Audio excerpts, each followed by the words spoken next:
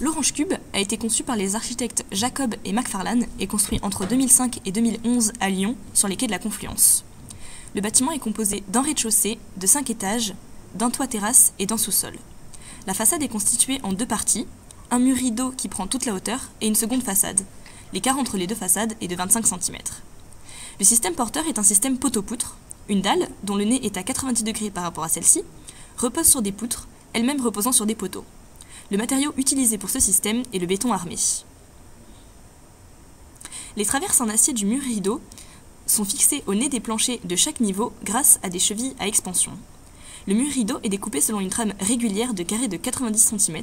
La hauteur d'un étage est donc divisée en 3 parties égales. Les éléments de remplissage de cette ossature sont soit des plaques en aluminium, soit des vitres. Le verre est lié à la trame en acier par des joints en silicone. L'isolation du bâtiment se trouve directement dans l'épaisseur du mur rideau, c'est-à-dire entre 2 plaques d'aluminium. Cet ensemble forme ainsi une vêture. La peau extérieure est composée d'un panneau par étage. Il est lié au mur rideau par des accroches métalliques situées aux intersections des montants et des traverses, en haut et en bas du panneau, et par une troisième au tiers du panneau. Tous les panneaux sont fixés entre eux par des accroches de section U et des tiges et des boulons.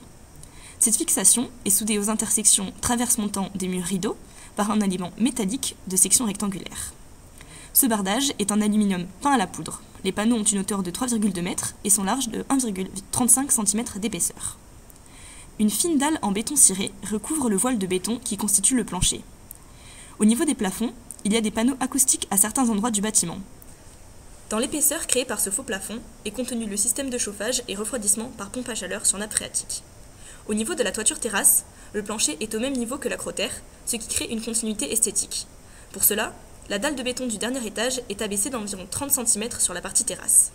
Cela permet de venir poser des solives dans cet espace creux, puis un plancher en bois au-dessus. Il se trouve alors au même niveau.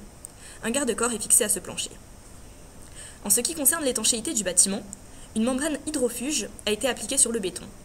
Une couvertine recouvre l'acrotère et permet de protéger le tout pour que l'eau coule vers l'extérieur et ne s'infiltre pas. Pour ce qui est de la résistance au vent, le contreventement est assuré par des ossatures à triangulation avec diagonale, appelées croix de Saint-André. Ces structures sont situées sur toute la hauteur du bâtiment au milieu des poteaux des façades ouest et nord, et également à l'étage, au niveau de la terrasse.